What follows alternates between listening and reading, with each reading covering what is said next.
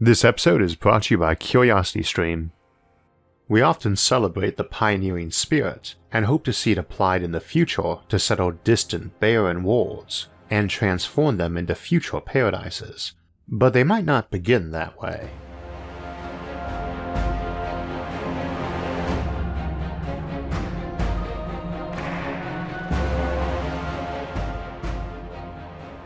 We usually try to focus on the more cheerful aspects of the future, but while we're getting started and you're grabbing a drink and a snack, I should note that today's topic will be a bit more grim. Title aside, we're as interested in alternative approaches to classic prisons as their sci-fi equivalents today, options like corrective therapies or virtual reality, but we're also curious at looking at how such facilities might be used for space colonization, such as settling harsh worlds with prisoners. Today's episode also has the somewhat distinct honor of having been a runner-up in two separate topic polls, though under different names: the specific topic of space prisons or penal colonies, and the general concept of rogue civilizations. We often discuss how in the future we are probably more likely to diverge socially than converge, and we also mention how the sheer size of future humanity, in terms of both numbers and territory, would eclipse modern civilizations the same way modern superpowers compare to small Paleolithic tribes. In such a context, even tiny fractions of the total human population could have splinter civilizations that dwarf anything existing nowadays, and many of them, by their very nature, would tend to be intentionally isolated from any main civilization, either by their choice or by exile. We'll be looking at some of these rogue civilizations this year, and I thought we'd begin with an example of the latter case, exile, and the classic penal colony planet. Space prisons and penal colonies are incredibly common in science fiction. Indeed, it's hard to think of a series that hasn't had one. Sometimes it's a whole planet officially devoted to being a prison, like Hadante in the Stargate SG-1 episode Prisoners, or the deportation of Terrans that would end up as the origin of the Terran Confederacy in the StarCraft franchise. Other times it's more unofficial, like Ceti Alpha 5 in Star Trek, the world Khan Noonien Singh and his followers from the Botany Bay were exiled to by Captain Kirk. Both the Star Trek and Stargate franchises do a lot of prison episodes. Kirk himself gets dumped on Rua Penthe, a Klingon penal colony, in the 6th Star Trek film. Ships are pretty common in this trope too, sometimes as prison transports, and other times where the heroes of the series escaped from. Battlestar Galactica had one in both the original and the remake, with Richard Hatch from the original series playing the nominal leader of that prison ship in the remake, Tom Zarek of the Astral Queen. The show Blake 7 basically starts with the main cast on a prison transport ship heading to a prison planet, Cygnus Alpha. While it's good for storytelling, it often seems a rather impractical notion, giving over a whole planet to be a prison, but of course it's hardly without precedent, if not to the planetary scale. This episode will be coming out just before Australia Day, a timing I couldn't quite resist, as it commemorates the First Fleet's arrival there to establish a penal colony. I have to say, while I picked this week for the episode mostly to tease our upside-down cousins, there's actually quite a fascinating history to that founding that we will of course skip here. This is not a history channel, but which I would recommend exploring. Of course, Australia is wholly unique in this role, and indeed its founding was largely due to the loss of the American colonies more than a decade prior. It was fairly common for prisoners to be transported to the US as indentured servants, and Cromwell also sent folks to Western Ireland even before that. Siberia was a common destination for prisoners from Russia. Portugal used Angola for this, and it's been quite common throughout history to banish whole groups of folks to hostile places. It's quite common for empires to settle other regions and mistreat the indigenous population, something that we probably need not worry about when colonizing an apparently dead world like Mars or Venus. But those empires also were often rather brutal or deceptive in their treatment of their own colonists, and that would be something to worry about in the future too. This gives us the basic premise we see in sci-fi. Colonizing places is traditionally dangerous, and such places are remote, so it makes sense to send criminals there to civilize the world. I choose the word civilize here because we tend to immediately doubt the wisdom of making a colony peopled with criminals, since they presumably won't be very civilized and won't like you very much. But in practice that hasn't been an issue. The American colonies obviously did break away from the British Crown, but that had little to do with any grudge over penal colonies. Nor do I recall legions of kangaroo-riding Australians raiding England, and I'm sure history would have recorded that if it happened. Countries are, of course, heavily influenced by their founders, and by their relations with their motherlands, if they have them. But it is worth remembering that an awful lot of nations were founded by folks who, minus a lot of historical whitewashing, were basically pirates, thugs, and brigands. So while founding a nation with criminals might seem unwise, it's probably not too bad an approach, and we'll bypass the obvious joke about most nations still being run by pirates, thugs, and brigands. What a civilization's judicial philosophy is also might not matter much. While at first glance, the motives for what to do with prisoners would seem important, whether you are focused on punishment or rehabilitation, retributive justice versus restorative justice, these can often have the same essential features.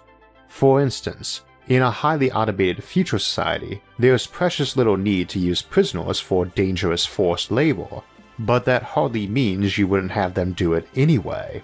A popular punishment in the military is to hand an offender a shovel and have them dig a hole.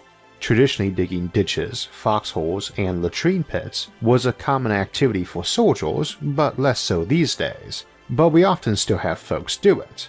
One can argue it's good exercise and good practice should the need arise, and idle hands being the devil's workshop is a fairly common attitude. From the other perspective, simple punishment, nowadays when such a task is done with the hole dug, the second half of the punishment is filling it in. I think the notion being that you're telling them their work is utterly pointless. A high-tech civilization, and certainly a post-scarcity society, has no real need for prison labor, but that would hardly mean they wouldn't use it. There's a common notion that folks with antisocial tendencies can sometimes be forced to develop social skills when stuffed together, especially if we're not talking about psychopathic murderers, who are the minority of killers, let alone prisoners. Stick 1,000 criminals on an island with no guards and reasonable supplies, and odds are pretty good they'll put together a society that's at least nominally functional, and maybe develop a greater appreciation for living in normal society and following the rules of one. I, personally, am generally neutral on judicial philosophies of dealing with criminals. I've too many friends who are law enforcement, attorneys, or judges with differing views on the matter, not to mention a fair few friends who are ex-convicts, and it's tended to leave me rather dubious about any studies or reports documenting how this or that approach is clearly the better one. Cherry-picking data seems to be common. And of course on this channel, while we like to raise the ethical issues for consideration, I try to keep neutral on them. It's a point for remembering though, we often assume the future is low on crime and very gentle if firm with criminals, but we might be making big assumptions there. For instance, our first assumptions about a post-scarcity civilization with technology like virtual reality and life extension is that a lot of crime ought to be nearly unheard of, mostly crimes of passion, and even those would likely be reduced. You have no real reason to steal a loaf of bread since there's no starving family to motivate it. But there's a second interpretation of that, a society in which you have plenty of wealth and lots of virtual reality for less savory desires is presumably one with less crime, but it might also be one which has far less tolerance of crime. We are generally a lot more lenient on crimes where the basic motivations seemed at least a little reasonable and forgivable. Such a society, where you have almost anything you want, might be beyond draconian on those who still break the rules. This is also ignoring that you might have a lot of folks who had selfish or decadent attitudes and long lifespans who might intentionally commit crimes for the thrill of it. And on the subject of longer lifespans, While on the one hand it makes the notion of life sentences seem implausible, I'm not so sure that would be the case. Even assuming we accept the notion that anyone can be reformed, there's a lot less motivation for early release and probation when you have life extension. You wouldn't have a parole board looking at an old and frail 70-year-old who killed someone decades ago and thinking it a safe gamble to release them, since that 70-year-old might have the body of a 20-year-old and have many centuries left to them. As we mentioned in the brainwashing episode, there's a very real chance in the future we'll be good enough at our psychology that we can reform almost anyone almost instantly, but that's likely to be voluntary. A person gets the option of such brainwashing or doing their time, and a society that has very good psychologists who can minimize recidivism might be quite fine with very long sentences for anyone who refuses the treatment, and probably can check their mindset at the parole hearing with a strong certainty of how likely they are to repeat their crimes. If an expert can come in front of that board and say, "This man still has a 20% chance of killing again and still refuses treatment," they are very likely to shrug and send that man back, whether it's been a year since his incarceration or a millennia. Speaking of brains though, one thing to keep in mind about future criminals is that they might not be quite human. We often talk about transhumanism on the channel and what's called speed intelligence, one of our 3 types of superintelligence, where you still have a human intellect but can speed up your thinking to experience more time from your perspective, what we also sometimes call framejacking. Our brains operate at roughly the speed of sound. An augmented mind using optics would operate at light speed, 1,000,000 times faster, experiencing a year in under a minute. If you have virtual reality, you could hypothetically make someone with such augmentation experience a prison stay of a century in about an hour of real time.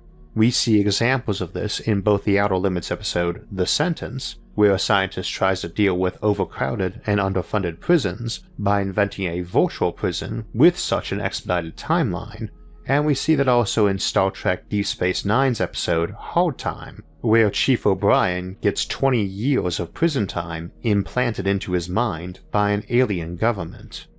Virtual prisons of this sort or another are certainly one option. Before we dip into that though, I should note the subjective time can go the other way too.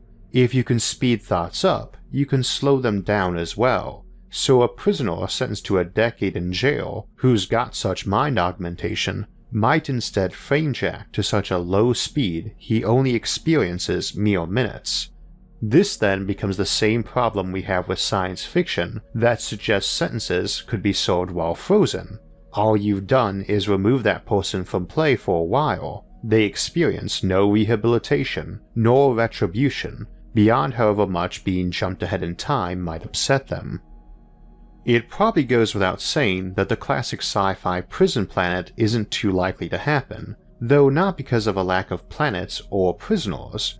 Your typical Kardashev 2 civilization of 1 billion people could obviously fill up several planets with prisoners, even with incredibly low crime rates and population densities on those prison planets parallel to an Ecomonopolis city planet. We'll discuss this more in a moment, but as we were discussing earlier this month, for a lot of high-tech civilizations, world and planet are not synonymous. They're going to have many worlds that are artificial habitats, like O'Neill cylinders, and lots of planets that are entirely virtual. If for some reason you want that Mad Max dystopian wasteland for your prison planet, that's a lot easier to do in a virtual reality than an actual real planet. Note that we're seeing a lot more options than just some barren world you'd dump prisoners on, and it's not like you'd actually have planets that were barely habitable lying around. Worlds in general will either be terraformed in the midst of terraforming or utterly lethal to life, and the midway point where they aren't quite lethal but would only be survivable after a lot of terraforming and time. The galaxy isn't likely to have places with breathable atmospheres lying around in abundance, and as the easiest to terraform, they'd be valuable real estate, not low-value discards. So a prison planet would likely be a temporary place, used during that time it was harsh but livable, and moved on to another world in a century or so, unless you intentionally kept it that way. Such brutal planets have an appeal in science fiction, of course, and not just for punishment. In Frank Herbert's classic Dune novels, the Empire uses a hostile world called Seleucia Secundus officially as a prison planet, but in reality as a Darwinian recruitment and retraining facility for its elite military, the Sardaukar. In that story, the harsh desert world of Arrakis, also known as Dune, essentially represents an even harsher and more superior recruitment and training world. There's a logic to such an approach, even if it's ethically atrocious, but one hardly needs an entire harsh death world to achieve that, even ignoring virtual reality training scenarios. Large islands or continents on a planet, or smaller artificial habitats, would work as well and be easier to monitor. Of course, virtual reality is even easier to monitor, but if you do have some planet you're using this way, you can make it very hard to escape from. You could wrap it in surveillance and defense satellites, or even an intentional Kessler syndrome event of orbital debris. That latter is an excellent way to temporarily quarantine a planet if you figure its criminal colonists will probably be civilized in a few generations when the space debris is cleared. This sort of setup makes it very hard to have guards on a penal colony though, unless you're recruiting them from the better behaved prisoners for some sort of reward perhaps, and that raises the fairly nasty scenario of people being born in penal colonies who are guilty of no crime. Going this pathway could also result in hereditary caste systems, like guards being the children of the previous guards. Alternatively, you could make the prison single-gender, or sterilize the inmates, and avoid the issue of children and even replace them with other colonists later on. Similarly, an O'Neill cylinder in orbit of Earth makes a good prison, but without the guards needing to be cut off from society. We often envision thousands or millions of those in orbit of Earth, and it's fairly easy and quick to travel between them. One also can hardly dig your way out of a space station with a spoon any more than you can off-planet, so prison breaks are hard and need to be external. There's a basic dichotomy with prison location that still applies to space stations, planets, and even virtual reality. If you stick it far away from the main civilization, it's a logistics nightmare supplying it and guarding it. Every transport carrying prisoners has to be guarded along a fairly well-known, lengthy, and vulnerable route, and the same is true of every supply convoy and even the transports for the guards, who don't really want to live far from civilization in a compound for long rotations. The location itself is isolated and will be delayed getting reinforcements from any major attack, and those reinforcements are vulnerable to ambush and rout. It's also a major hindrance for those wishing to visit the prisoners, like their family or legal counsel. Sticking a prison in the middle of a city avoids most of this, but it is unpopular, as no one wants to live near one, hard to isolate and secure, and will likely have dependencies on the local infrastructure. Budget matters, and you're likely to have your water, sewer, power, and emergency services connected into the local system, which are harder to secure and also to protect from bribery or coercion of the folks working there. All such places need evacuation plans in event of riots, prison breaks, or a strike team just running in the front door during visiting hours to take hostages and bust out their target. And once they're outside the facility, in the middle of a city, it's much easier to fade out of sight and much harder to lock down or search for escapees. Even in the virtual prison case, those folks are stored somewhere, and we have to keep in mind a society using mind augmentation to implant memories, or expedite sentences, or stick people in tailor-made hells or redemption quests is also one where purging memories is probably possible. So maybe you can implant a long-term prison stay in minutes, but some black market group can probably remove those quickly too. The same would apply for brainwashing. Someone knowing they're going to be arrested and offered a good mind scrubbing of certain behavior might arrange for treatment afterward, potentially even to be kidnapped by their deprogrammers if such rehabilitation treatment includes an injunction against having it removed. It also raises the question of how we deal with people who had backup copies of their minds, potentially ones made before they committed the criminal act or even planned it, or how you go about imprisoning someone with an uploaded digital mind. We also shouldn't ignore that even in a highly automated society, there's likely to be unpleasant or dangerous tasks still, even if only by a relative standard. We often speculate that we'd not have too much of a problem coming up with volunteers for colony missions, but we can't be sure of that, and you could bolster your numbers by recruiting from folks serving time, avoiding those with very violent or deranged tendencies. Many might cheerfully take the option of serving in a colony or space freighter.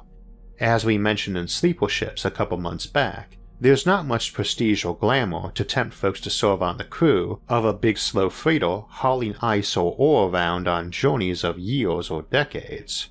You can't really hijack spaceships and sail to a port of your choosing. Once you're up to speed, you're pretty much locked on that course, and indeed freighters between existing ports are quite likely to be relying on the destination port, not internal fuel, to slow them down. It's more efficient, not having to carry tons of fuel for slowdown or reserves for course corrections, but also more dangerous. Plenty of historical precedent for that too. A lot of ships got their junior crew by basically emptying out the prison at their port of call. If it's getting you a sentence reduction, partially tied to good behavior, a mutiny on a ship that can't really change course is probably not too likely. It's also hard to guess at punishments in the future. It's common, for instance, to suggest that if we had life extension treatment, prisoners wouldn't get them, avoiding the multi-century life sentence issue, but I find that a bit unlikely if such treatments are already available to the average citizen. Those citizens might have changing views on crime and punishment too. As we suggested earlier, in a prosperous civilization, there's likely to be less sympathy for crimes. They might expand crimes too. It's not really that hard to imagine thought crimes coming up, but I'm thinking more of a lot of the courses or workshops we often have for folks who have anger management issues or so on. Crime isn't the only way someone might get sent to some virtual prison to fix their behavior.